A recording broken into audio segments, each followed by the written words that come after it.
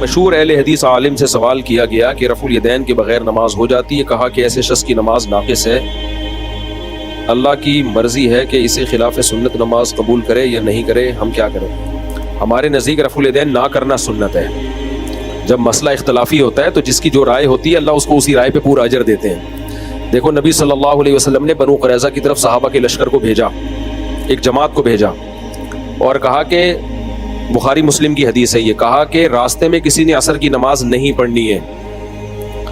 تو اب راستے میں عصر قضا ہونے لگی، اب صحابہ کی رائے میں اختلاف ہو گیا۔ ایک نے کہا کہ بھائی نبی نے حکم دیا نہیں پڑھنی تو اٹ مینس نہیں پڑھنی، قضا کرنی ہے۔ دوسرے نے جماعت نے کہا کہ بھائی نبی نے جو حکم دیا تھا کہ نہیں پڑھنی تو نبی کا مقصد یہ نہیں تھا، آپ کوئی عالم الغیب تو ہے نہیں، آپ کا خیال تھا کہ نماز مقام پہ پہنچ کے ہم پڑھ لیں گے، یہ تو قضا ہو رہی ہے، اب قضا کیسے کریں ہم؟ قرآن نے حکم دیا نماز کو قضا ہونے سے بچانا ہے۔ تو دونوں جماعتوں میں اختلاف ہوا، تو جس کا خیال تھا پڑھنی چاہیے پڑھ لی، جس کا خیال تھا نہیں پڑھنی چاہیے نہیں پڑھی۔ دونوں کا مقصد کیا تھا؟ نبی کو فالو کرنا۔ دونوں کی رائے ایک دوسرے کے بالکل اپوزٹ تھی، ایک کی رائے میں پڑھنا فرض تھا، دوسرے کی رائے میں پڑھنا ناجائز تھا۔ اور مسئلہ رفع الیدین کا اختلاف نہیں، نماز کا اختلاف ہوا اس سے بڑا، کہ نماز پڑھنی ہے کہ نہیں پڑھنی، اور نماز میں بھی عصر کی نماز جس کی ویلیو سب سے زیادہ ہے، اور اس کے طریقے میں اختلاف نہیں ہو رہا کہ 3 رکعتیں پڑھنی ہے 4 پڑھنی بھی ہے کہ نہیں پڑھنی ہے، اس سے بڑا اختلاف اسلام میں ہو نہیں سکتا۔ لیکن پھر بھی نبی نے کسی فریق پر ملامت نہیں کی۔ کیوں؟ نبی کی منشا کیا ہے اور نبی کی اس موقع پہ سنت کیا ہے، اس کو سمجھنے میں اختلاف ہوا ہے۔ تو اہل حدیث حضرات دیکھتے ہیں رفع الیدین کی حدیثوں کی کثرت کو، کہ بخاری مسلم کی حدیثیں اور نبی سے یہ صحیح سند سے ثابت ہے کہ آپ نے رفع الیدین کیا ہے رکوع میں جاتے ہوئے، رکوع سے اٹھتے ہوئے، لہذا وہ اس عمل کو سنت قرار دیتے ہیں۔ احناف نے اس میں فوکس کیا ہے اس بات کو کہ کیا آخری عمل نبی صلی اللہ علیہ وسلم کا رکوع میں جاتے ہوئے رکوع سے اٹھتے ہوئے رفع الیدین کا تھا یا نہیں تھا۔ تو اس کے بہت سارے قرائن ہیں، ان قرائن سے پتہ چلتا ہے کہ آخر میں آپ صلی اللہ علیہ وسلم نے یہ عمل ترک کر دیا تھا۔ اس کا سب سے بڑا قرینہ کیا ہے؟ عبداللہ بن مسعود نے آپ کی آخری نمازیں دیکھی ہیں، ہمیشہ آپ کے ساتھ رہے ہیں، تو اپنے شاگردوں کو جو انہوں نے کوفہ میں حضرت علی اور عبداللہ بن مسعود نے نماز سکھائی ہے، کیونکہ کوفہ میں حضرت علی اور عبداللہ بن مسعود گئے ہیں ہجرت کر کے، اور اہل کوفہ کا رفع الیدین ترک کرنے پر جیسا اجماع ہوا ہے، کسی مسئلے پر ایسا اجماع نہیں ہوا، کوئی بھی رفع الیدین نہیں کرتا تھا، یعنی ایسا اجماع ہوا ان کا۔ تو یہ اجماع کہاں سے آیا ان کا؟ کوفہ تو علم کا مرکز تھا، ہمارے پاس بخاری پہنچی ہے کوفہ سے، یعنی قرات سب سے زیادہ کوفہ کی مشہور ہوئی ہے، قرآن کی قرات مدینہ کی مشہور نہیں ہوئی ہے، کوفی قاری سب سے زیادہ مشہور ہوئے ہیں، کیونکہ حضرت علی نے جب کوفہ کو علم یعنی ہجرت کی نا، دارالخلافہ بنایا، تو علم کہاں ٹرانسفر ہوا ہے؟ پھر کوفہ میں ٹرانسفر ہوا ہے۔ کوفہ کی بہت بڑی ویلیو ہے اس عالم اسلام میں، تو کیونکہ حضرت علی علم کا خزانہ تھے، علم کا سمندر تھے، سارے اصحاب کا علم آپ کے سینے میں تھا، کیونکہ آپ کی عمر کم تھی نا، تو آپ نے خلفائے راشدین کا علم بھی آیا آپ کے پاس، اور نبی کی صحبت میں بھی وقت گزارا آپ نے، اور دوسرے عبداللہ بن مسعود، تو ان دونوں کا ٹھکانہ کوفہ تھا۔ تو قرآن تو دنیا میں سب سے زیادہ مشہور ہوا، جو قراتیں مختلف ہیں ان میں سب سے زیادہ جو قرآن مشہور ہوا وہ کہاں کا مشہور ہوا؟ کوفہ کا، مکہ مدینہ کا نہیں، چلا وہ مکہ مدینہ سے ہی تھا، لیکن حضرت علی اور عبداللہ بن مسعود کے کوفہ جانے سے پھر جو دنیا میں عالم اسلام میں جو پھیلا ہے، وہ تو کوفہ کی قرات زیادہ پھیلی ہے بجائے مکہ مدینہ کی قرات کے۔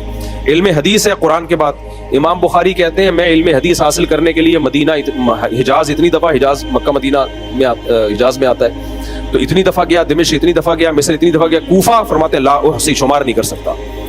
تبھی حدیثوں کے راویوں میں سب سے زیادہ راوی کوفہ کے ملیں گے آپ کو، بخاری مسلم کے راوی آپ اٹھا کے دیکھیں، سب سے زیادہ راوی کہاں کے ملیں گے آپ کو؟ کوفہ کے۔ مجھے یاد ہے دور حدیث کے دوران ایک حدیث آئی صحیح مسلم کی، اس کے سارے راوی حجاز کے تھے، مکہ مدینہ کے تھے۔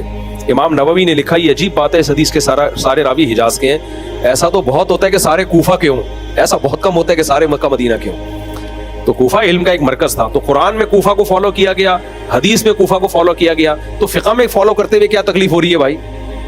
فقہ کی جب بات آتی ہے تو کہتے ہیں ہم کوفہ کا دین نہیں مانتے، ہم مکہ مدینہ کا مانتے ہیں۔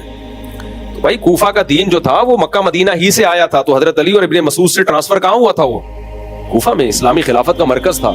تو اہل کوفہ میں کوئی بھی رفع الیدین سے نماز نہیں پڑھتا تھا۔ مجتمع اہل الکوفۃ علی ترک رفع الیدین،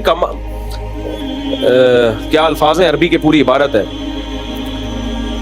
مجتمع اہل الکوفۃ علی شیء کما اجتمعوا علی ترک رفع الیدین او کما قال، کہ جیسے اہل کوفہ رفع الیدین نہ کرنے پر جمع ہوئے ہیں نا، کہ صرف تکبیر تحریمہ کے وقت رفع الیدین ہوگا، تو اہل کوفہ کسی اور مسئلے پر ایسے جمع نہیں ہوئے۔ بہت بڑے بڑے محدثین تھے کوفہ میں، فقیہ تھے، جن کا نام امام بخاری بڑے احترام سے لیتے ہیں، جن میں ابراہیم نخعی رحمہ اللہ تعالی، وہ بھی رفع الیدین نہیں کرتے تھے. تو اب کیا ہے، اگر رفع الیدین کرنے کی حدیث کو لیا جائے نا کہ بھائی نبی نے کیا ہے، تو نبی نے 2 سردوں کے درمیان بھی کیا رفع الیدین. سنن نسائی کی بالکل صحیح حدیث ہے، علامہ ناصر الالبانی نے اس حدیث کو صحیح قرار دیا ہے، اور اصول کی روشنی میں بھی اس حدیث کو ضعیف قرار دینا بنتا نہیں ہے. اہل حدیث، بعض اہل حدیث شدت کرتے ہیں، بلا وجہ اس کو ضعیف قرار دینے کی کوشش کرتے ہیں. بھائی 2 سردوں کے درمیان بھی کیا ہے، اور میں نے بعض علماء سے یہ سنا ہے کہ علامہ البانی بھی اس کے قائل تھے کہ 2 سردوں کے درمیان رفع الیدین کیا جائے، کیونکہ نبی سے اس کی ممانعت ثابت نہیں ہے. تو اہل حدیث ہم سے اکثر یہ سوال پوچھتے ہیں کہ نبی نے کہاں منع کیا کہ تکبیر تحریمہ کے علاوہ نہ کیا جائے. تو ہم کہتے ہیں نبی نے یہ کہاں منع کیا کہ 2 سردوں کے درمیان نہ کیا جائے، حالانکہ نبی نے 2 سردوں کے درمیان رفع الیدین کیا ہے، لیکن آپ کیوں نہیں کرتے؟ بھائی ترک کیا ہے اس کو. تو ہم کہتے ہیں جیسے 2 سردوں کے درمیان ترک کرنا ثابت ہے، ایسے ہی رکوع میں جاتے ہوئے، رکوع سے اٹھتے ہوئے بھی ترک کرنا ثابت ہے. اور ثابت ہونے کی دلیل کیا ہے؟ اہل کوفہ کا عمل اور اہل مدینہ کا عمل، کیونکہ مدینہ والے انہوں نے نبی کی آخری نمازوں کو دیکھا ہے.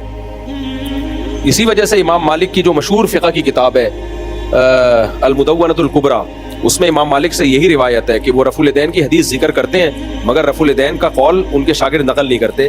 ان پر جب اعتراض ہوا تو ان کے شاگرد قاسم ہے، وہ کہتے ہیں کہ امام مالک نے اس لیے رفع الیدین کا قول نہیں لیا کہ وہ کہتے ہیں میں نے اہل مدینہ میں کسی کو رفع الیدین کرتے ہوئے نہیں دیکھا. اس سے پتہ چلتا ہے کہ نبی صلی اللہ علیہ وسلم نے یہ عمل آخری وقت میں چھوڑ دیا تھا. اور عبداللہ بن مسعود کی ترمذی کی بالکل صحیح حدیث ہے، اس میں بھی یہ الا اصلی بکم صلاۃ رسول اللہ، اس میں ابن مسعود کہتے ہیں میں تمہیں وہ نماز پڑھ کے دکھاؤں جو نبی نے پڑھی ہے. تو ابن مسعود نے صرف تکبیر تحریمہ کے وقت رفع الیدین کیا، اس کے علاوہ نہیں کیا. اور سفیان ثوری کتنے بڑے محدث ہیں، ان کا بھی یہی رائے ہے کہ وہ صرف تکبیر تحریمہ کے وقت رفع الیدین کرتے تھے. وکیع ابن جراح یہ جرح و تعدیل کے امام ہیں. ایک ہوتا ہے راوی کا محدث کا ثقہ ہونا، ایک ہوتا ہے امام ہونا. امام کا مطلب کیا؟ وہ بتاتے ہیں کہ یہ راوی ضعیف ہے، یہ کمزور ہے. تو وکیع ابن جراح کتنے بڑے امام ہیں، محدث ہیں. کان یفتی بقول ابی حنیفہ، وہ بھی فقہ میں کس کو فالو کرتے تھے؟ امام ابو حنیفہ کو، اتنے بڑے محدث ہو کے بھی. تو یہ کمزور رائے نہیں ہے رفع الیدین ترک کر دینے والی. تو اس لیے اہل حدیث کا اس میں شدت اختیار کرنا اور یہ کہنا جو رفع الیدین نہیں کرتے ان کی نماز نہیں ہوتی. بھائی آپ کی رائے ہے تو آپ ٹھیک ہے اس پہ عمل کریں، ہماری رائے ہمیں اس پہ اطمینان ہے، کیونکہ نبی کے رفع الیدین کی حدیثیں ایک جیسی نہیں ہیں. بخاری ہی میں ایسی حدیثیں ہیں جس سے پتہ چلتا ہے رکوع میں جاتے ہوئے کیا، رکوع سے اٹھتے ہوئے نہیں کیا، خود بخاری میں موجود ہے. تو آپ اس کی یہ تعویل کرتے ہو کہ بھائی کیا تھا صحابی نے بیان نہیں کیا، کہتے ہیں تو آپ کی تعویل ہے نا. کہتے ہیں نہیں کیا تھا تبھی بیان نہیں کیا، کیونکہ اگر یا پھر رکوع میں جاتے ہوئے بھی ذکر نہیں کرتے نا وہ صحابی، جہاں جہاں کیا وہاں بیان کیا، جہاں نہیں کیا وہاں صحابی نے بیان نہیں کیا. تو بیان نہ کرنا اس کی علامت ہے یا نہیں کیا رفع الیدین، تو چھوڑا ہے آپ صلی اللہ علیہ وسلم نے. تو اگر رفع الیدین کی ساری حدیثیں لینی ہے تو پھر 2 سردوں کے درمیان بھی کرو، اور اگر بعض لینی ہے بعض نہیں لینی تو پھر ہم پہ کیا اعتراض ہے؟ ہم کہتے ہیں صرف تکبیر تحریمہ والی ہے، باقی والی نہیں ہے. اور اس کی دلیل عبداللہ بن مسعود کی رائے، اس پہ میں انشاءاللہ خاندانی کلپ ریکارڈ کرواؤں گا. میں نہیں چاہتا لوگ فروعی مسائل میں پڑھیں، غزہ میں دیکھو حالات کیا چل رہے ہیں، محمد کہاں جا رہی ہے، لیکن ہمیں دھکیلا جاتا ہے. تو میں اس پہ میرا وعدہ ہے، میں رفع الیدین پر ایک خاندانی طریقے سے پورا ریفرنسز کے ساتھ پراپر میں ایک کلپ انشاءاللہ ریکارڈ کرواؤں گا. ابھی صرف یہ بتا رہا ہوں جو ہم رفع الیدین نہیں کرتے تو یہ نبی کی طریقے کی ہی وجہ سے نہیں کرتے. کہ ہماری رائے میں آپ صلی اللہ علیہ وسلم کا رفع الیدین کے معاملے میں عمل مختلف رہا ہے، سیم نہیں رہا. یا تو قلت سے کثرت کی طرف گیا، پہلے کم تھا بعد میں بڑھا ہے، اس کا کوئی بھی قائل نہیں ہے. تو یہی چیز متعین ہے، پہلے زیادہ تھا بعد میں کم ہوا ہے. اور ایک آخری بات کہ امام ترمذی امام بخاری کے شاگرد ہیں، جب انہوں نے رفع الیدین کی حدیث ذکر کی ہے کرنے والی، تو اس میں نیچے کیا لکھا ہے؟ وَبِهِ يَقُولُ بَعْضُ أَهْلِ الْعِلْمِ مِنْ أَصْحَابِ النَّبِيِّ، یہی صحابہ میں بعض اہل علم کا قول تھا. لیکن جب رفع الیدین نہ کرنے کی حدیث ذکر کی ہے تو لکھا ہے وَبِهِ يَقُولُ غَيْرُ وَاحِدٍ مِنْ أَهْلِ الْعِلْمِ مِنْ أَصْحَابِ النَّبِيِّ صلی اللہ علیہ وسلم. یہی اہل علم میں بہت سارے صحابہ کی رائے ہے. سمجھتے ہو کہ نہیں سمجھتے؟ اور دوسری بات یہ، امام ابو حنیفہ رحمہ اللہ کا مزاج یہ ہے، جو فقہ پڑھتے ہیں نا ڈیپ میں جا کے، ہر مجتہد کے اپنے اصول ہوتے ہیں. امام حنیفہ کا فقہ میں مزاج یہ ہے کہ وہ سب سے سپیریئر قرآن کو رکھتے ہیں، سب سے سپیریئر، پھر اس کے بعد حدیث کو لیتے ہیں. وہ حدیث کی ایسی تعویل کرتے ہیں جو قرآن کے موافق ہو جائے، اور اگر حدیثیں دونوں طرح کی ہوں تو پھر جو قرآن کے موافق ہوتی ہے اس کو لیتے ہیں، جو موافقت میں کمزور ہوتی ہے اس کو چھوڑ دیتے ہیں. قرآن میں آتا ہے قوموا للہ قانتین، اللہ کے سامنے خشوع و خضوع سے کھڑے ہو جاؤ. اب کثرت سے حرکت یہ خشوع و خضوع کے منافی ہے، بار بار حرکت کرنا اس سے خشوع و خضوع نہیں رہتا. تو امام حنیفہ نے دیکھا رفع الیدین کرنے کی حدیث بھی ہے اور عبداللہ بن مسعود کی نہ کرنے کی بھی ہے. انہوں نے کہا کہ بات جو بار بار حرکت کرنا رکوع میں جاتے ہوئے رکوع سے اٹھتے ہوئے تو ٹھیک ہے، نبی سے یہ ثابت ہے، لیکن یہ بھی تو ثابت ہے کہ نہیں بھی کیا آپ نے.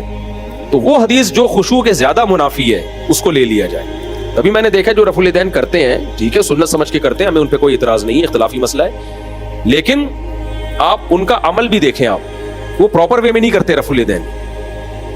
شروع میں جب نیا نیا جوش آتا ہے نا تو بڑا طریقے سے رکوع میں جاتے ہیں, پھر آہستہ آہستہ کیا ہوتا ہے یوں کر رہے ہوتے ہیں, بس اس سے پتہ چلتا ہے خود بھی تھک جاتے ہیں, یہ اس عمل سے خود بھی تھک جاتے ہیں. تو اس میں امام حنیفہ کی جو رائے ہے نا کہ اسکنوا فی الصلاۃ, حدیث میں آتا ہے نماز میں سکون پیدا کرو نماز میں, تو وہ رفع الیدین نہ کرنے میں سکون زیادہ ہے. اور اس کی صحیح مسلم کی حدیث سے بھی تائید ہوتی ہے. آپ صلی اللہ علیہ وسلم نے صحابہ کو رفع الیدین کرتے ہوئے دیکھا تو آپ نے فرمایا مالی اراکم رافعی ایدیکم کانھا اذناب خیل شمس اسکنوا فی الصلاۃ, میں تمہیں دیکھتا ہوں کہ تم سرکش گھوڑوں کی طرح بار بار اپنے ہاتھوں کو, جیسے گھوڑے دم ہلاتے ہیں, بار بار اپنے ہاتھوں کو ہلا رہے ہو, نماز کے اندر سکون پیدا کرو. اب اہل حدیث حضرات اس کا جواب یہ دیتے ہیں کہ یہ تو سلام کے وقت ہاتھ اٹھایا تھا, اس پہ نبی نے ایسا کہا ہے کہ سرکش گھوڑوں کی طرح کہ تم دمیں ہلا رہے ہو, تو سلام کے وقت ہاتھ اٹھانے سے منع کیا. اس کے دو جواب ہیں, ایک جواب تو میں کلپ ریکارڈ کرواؤں گا, اس وقت دوں گا کیونکہ ابھی دیا تو لمبی بحث شروع ہو جائے گی. دوسرا جواب یہ کہ ہم مان لیتے ہیں کہ یہ سلام کے وقت تھا, یہ سلام کے وقت صحابہ ہاتھ اٹھا رہے تھے تو اس پہ نبی نے منع کیا. تو صحابہ خود سے ہاتھ اٹھا رہے تھے, یہ پہلے نبی کو کبھی دیکھا ہوگا, انہوں نے دیکھا تھا صحابہ خود سے نماز میں کوئی ایسی حرکت صحابی نہیں کریں گے جس کا نبی سے ثبوت نہ ہو. اس سے معلوم ہوتا ہے سلام کے وقت بھی رفع الیدین تھا, جو پھر نبی صلی اللہ علیہ وسلم نے چھوڑ دیا اور صحابہ کو کہا کہ یہ کام مت کرو, نماز میں سکون پیدا کرو. اس سے یہ تو پتہ چل گیا ہے کہ رفع الیدین کرنا سکون صلاۃ کے بہرحال منافی ہے. اس پہ ہمارے ہاں بعض اہل حدیث اشکال کرتے ہیں کہ یہ کیسے ہو سکتا ہے نبی نے ایک عمل کیا ہو اور صحابہ نے نبی کو دیکھ کے سلام کے وقت رفع الیدین کیا ہو, اور پھر نبی صلی اللہ علیہ وسلم اس پہ اتنی سخت تنبیہ فرمائیں کہ سرکش گھوڑوں کی دموں سے اس کو تعبیر کریں. بھئی سرکش گھوڑوں کی دم کی طرح تم بار بار ہاتھ ہلا رہے ہو, تو یہ کام مت کرو, نماز میں سکون پیدا کرو. تو یہ کیسے ممکن ہے کہ نبی اپنے ہی عمل کو اتنی سخت تعبیر کریں؟ بھئی ایسے ممکن ہے کہ نبی نے جب وہ عمل چھوڑ دیا نا تو وہ منسوخ ہو گیا, پھر اس پہ یہ شدت بنتی ہے. اس کی مثال ہے جیسے صحیح مسلم میں آتا ہے آپ نے صحابہ کو حکم دیا کتوں کو مارنے کا مدینہ میں. آج لوگ مدینہ کے کتے بنے ہوئے ہیں, حالانکہ حدیث میں آتا ہے مدینہ کے کتوں کو آپ نے مارنے کا حکم دیا. تو اب کیا تھا, وہ ایک وقت کے لیے تھا.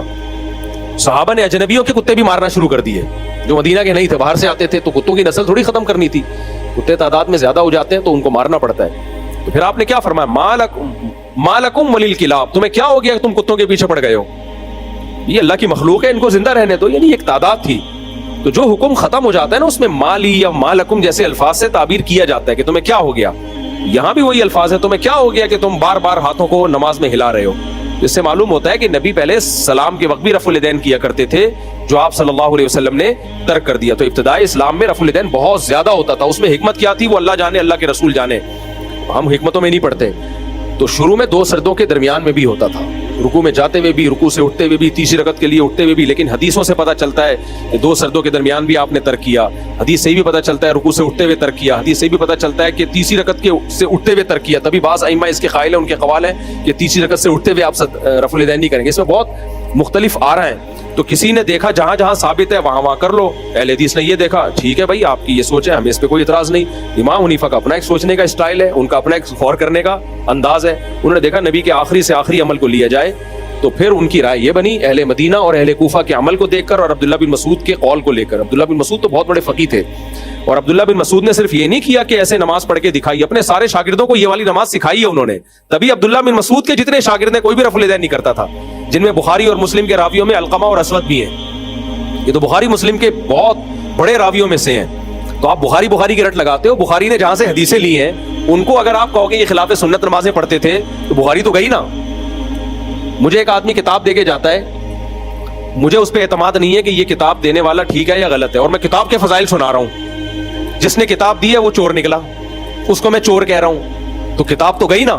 تو بخاری جن راویوں سے آئی ہے, جن راویوں کی حدیثیں امام بخاری نے لی ہیں, ان میں بہت سارے راوی تو حنفی تھے, وہ رفع الیدین نہیں کرتے تھے, جبکہ وہ خود جو ہے وہ امام بخاری کے مشائخ میں ان کا شمار ہوتا ہے.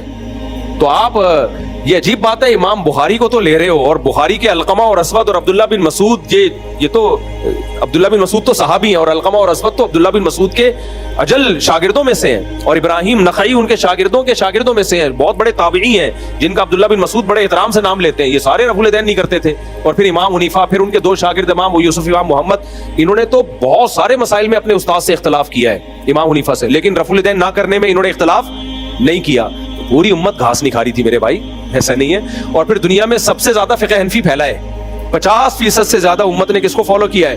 اہل سنت، سنیوں کی بات کر رہا ہوں۔ تو یہ رائے بھی بہت مضبوط رائے ہے، تو اس لیے جو اس رائے پر عمل کرتا ہے ہمیں کوئی اعتراض نہیں ہے، لیکن ہمیں یہ کہنا کہ ہمارے پاس کوئی دلیل نہیں ہے اور ہم سنت کے خلاف نماز پڑھتے ہیں، نہ، ہماری رائے یہی ہے کہ تکبیر تحریمہ کے علاوہ نہ کرنا سنت ہے، اس لیے ہم اس کو سنت والی نماز سمجھتے ہیں۔ باقی اختلاف ہے، جیسے صحابی کا اختلاف ہو گیا نماز پڑھنی ہے کہ نہیں پڑھنی، نبی نے دونوں کو صحیح کہا، تو آخرت میں انشاءاللہ دونوں کی بخشش ہوگی اگر دونوں کی نیت اتباع سنت کی ہے۔ ہاں، اس کی بخشش نہیں ہوگی جو یہ کہتا ہے کہ میں جنتی اور یہ جہنمی، اس کی وجہ سے ان صحابی میں جنہوں نے نماز پڑھ لی ان کی بھی بخشش، جنہوں نے نہیں پڑھی ان کی بھی بخشش، لیکن اگر وہ پھڈا کرتے ہیں نا وہاں پہ کہ تو حدیث کے خلاف چل رہا ہے اور تم غلط ہو، تم جہنمی ہو، تم اندھے مقلد ہو، تم اپنی رائے پہ چلتے ہو، حدیث کو نہیں، تو پھر جو یہ جھگڑا کرتا اس کی بخشش کا امکان کم تھا۔ تو میرے بھائی ایک مشہور، اچھا اہل حدیثوں کا رفع الیدین میں اتنا اختلاف ہے، ہر اہل حدیث کی رائے، ان کا صرف اس پر اتفاق ہے کہ رکوع میں جاتے ہوئے کرنا ہے، رکوع سے اٹھتے ہوئے کرنا ہے، باقی اس رفع الیدین کی حیثیت کیا ہے اس میں بہت اختلاف ہے۔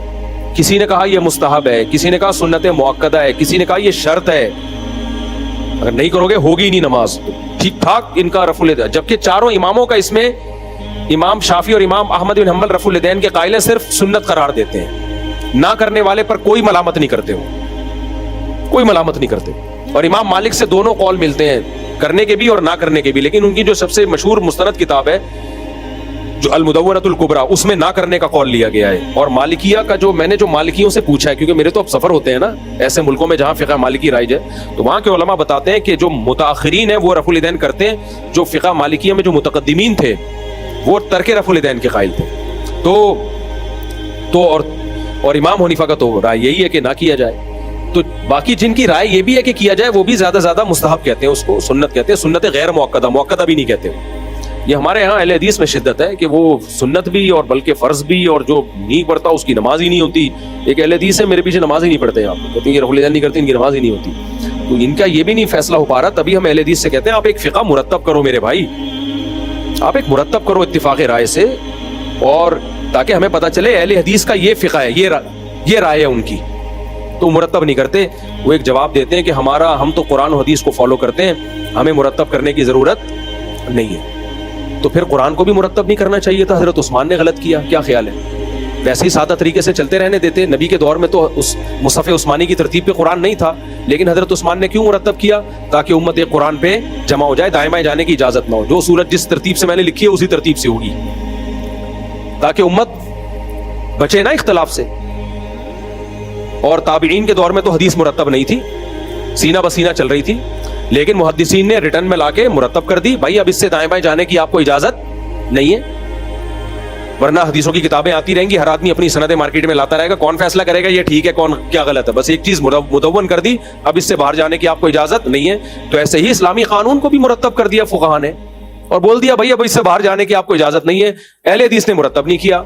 اب جب ہم کہیں فقہ مرتب کرو تو کہتے ہیں صحابہ کے دور میں مرتب تھا، تو بھائی پھر حدیث کو بھی چھوڑ دو، یہ آپ بولو صحابہ کے دور میں مرتب تھی، قرآن کے حضرت ابو بکر عمر کے دور میں مرتب تھا، تو ایسے تو پھر قرآن بھی نہیں ہونا چاہیے، حدیث بھی اس طرح نہیں ہونی چاہیے۔ تو جب قرآن کو مرتب کیا گیا، امت کا اتفاق ہوا، ریٹن فارم میں لایا گیا، حدیث کو لایا گیا تاکہ امت دائیں بائیں نہ جائے، ایسے ہی فقہ کو بھی لایا جائے گا اور پابندی لگائی جائے گی، بھائی اس کو فالو کرنا ہے، ورنہ کیا ہوگا؟ ہر آدمی قرآن و حدیث کے نام پہ منجن بیچے گا۔ تبھی ایک شیعہ عالم کا بیان ہے کہ پاکستان میں سب سے بڑا فرقہ دیوبندی ہے، لیکن اس کے اندر سب سے کم فرقے ہیں، اور سب سے چھوٹا فرقہ اہل حدیث ہے، لیکن اس کے اندر سب سے زیادہ فرقے ہیں۔ سمجھ میں آ رہی ہے بات کہ نہیں آ رہی؟ سب سے بڑا فرقہ دیوبندیوں کا ہے، اور اس کے اندر فرقے دو ہیں، حیاتی مماتی، اور وہ بھی بہت کم اختلاف ہے، وہ بھی 2-4 لوگ ہیں جو پھٹے باز ہیں، ان کو ہٹا دو تو وہ لڑائی بھی ختم ہو جائے گی۔ سب سے زیادہ یہ ہے، اور سب سے چھوٹا فرقہ اہل حدیث ہیں، لیکن ان کے اندر سب سے زیادہ فرقیاں ہیں۔ وجہ کیا؟ مرتب نہیں ہے ایک چیز۔ ہمارا فقہ مرتب ہے۔ میں اگر کوئی مسئلہ بیان کروں گا آس مفتی طارق مسعود پہ، اگر وہ قرآن و حدیث کی اس ریسرچ کے خلاف ہوگا نا جو ریٹن فارم میں چلی آ رہی ہے، سارے حنفی مفتی مجھے پکڑیں گے، بولیں گے یہ کہاں سے نکالا ہے آپ نے؟ میں کہوں قرآن و حدیث سے، وہ کہیں گے آپ مجتہد ہو، جو فقہاء نے نکالا ہے، جو اصول اور ضابطے بیان کیے ہیں اس کے حساب سے آپ بتاؤ، آپ اپنی رائے اپنے پاس رکھو، مزید مارکیٹ میں کوئی نیا فقہ لانے کی ضرورت نہیں ہے، جو ہے بس وہ بیان کرنا ہے، تبھی ہماری اب میرے جو کلپ جاتے ہیں پوری دنیا میں سنے جاتے ہیں، شاید کوئی ایک آدھ مسئلے پر کسی عالم کو اعتراض ہوتا ہو، ورنہ نہیں ہوتا۔ اہل حدیث یہ کام کرے مسائل بیان کرنے کا، 20 اہل حدیث اس کے خلاف ہو جائیں گے، کہے گا نہیں یہ قرآن حدیث یہ غلط ہے، وہ دوسرا کہ تبھی دیکھو آپ ٹی وی میں ایک اہل حدیث عالم آتا ہے، 2 نہیں آ سکتے کبھی۔ جس دن 2 اہل حدیث عالم بیٹھے نا، مجھے لا کے بٹھا دو، دیکھو ان کی آپس میں کتنا ہر عالم کی ہر مسئلے میں رائے دوسرے سے ڈیفرنٹ ہوگی۔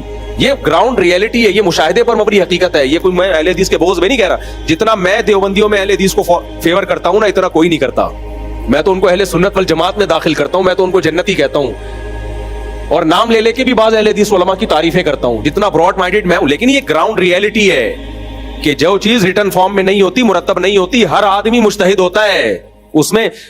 اب یہ انجینئر علی مرزا بھی تو اہل حدیث ہی ہے اصولی طور پر، یہ کہتا ہے میں قرآن و حدیث سے اجتہاد کروں گا، کر لیا اجتہاد، کیا بیڑا غرق کر دیا یار۔ تو اگر کوئی فقہ مرتب ہوتا، اب اہل حدیث کہتے ہیں ہم نے آپ کو اہل حدیث جماعت سے نکال دیا، نکالنے کا کرائیٹیریا کیا ہے؟ وہ بھی تو یہی کہہ رہے ہیں میں قرآن و حدیث سے بات کرتا ہوں، آپ بھی یہی کہہ رہے ہیں میں قرآن و حدیث سے بات کرتا ہوں، اب یہ کیا بات ہے اس کی بات کو آپ کہیں کہ نہیں کر رہا اور آپ کی بات کو وہ کہے کہ نہیں کر رہا، تو فیصلہ کیسے کرو گے؟ ہمارے پاس ایک ریٹن میں چاروں اماموں کے پاس جو ماننے والے ان کے پاس ریٹن میں فقہ مرتب ہے، شوافی کے پاس بھی ہے، حنفیوں کے پاس بھی ہے، حنبلی کے پاس بھی ہے، مالکیہ کے پاس بھی، اس سے ہم ہٹنے کی اجازت نہیں دیتے کہ بھئی آپ کی جو قرآن و سنت کی رائے ہے نا، آپ نے اپنی نئی رائے نہیں لانی ہے، یہ سب قرآن و سنت ہی سے لکھے گئے ہیں، تورات انجیل سے نہیں لکھے گئے، اب اسی کے اندر رہنا ہے آپ نے۔ اہل حدیث کے پاس کوئی ریٹن میں کوئی مرتب فقہ ہے ہی نہیں، اس کا نتیجہ یہ نکلا ہے کہ یہاں اپنی ریسرچ ہوگی، اس مسجد کے امام کی اپنی ریسرچ ہوگی، اس کے امام کی اپنی ریسرچ ہوگی، اس کی اپنی ریسرچ ہوگی، تو اجتماع میں بس سب شریک ہوتے ہیں، صحیح ہے نا، باقی سب کی۔ اور عجیب سے عجیب بات یہ کہ ان کے مدارس میں عالم کیسے بناتے ہیں، میں تو اس پہ حیران ہوتا ہوں، میں نے بہت اس پہ ریسرچ کی کہ اہل حدیث کے مدرسوں میں عالم بننے کے لیے کیا کون سا فقہ پڑھاتے ہیں یہ۔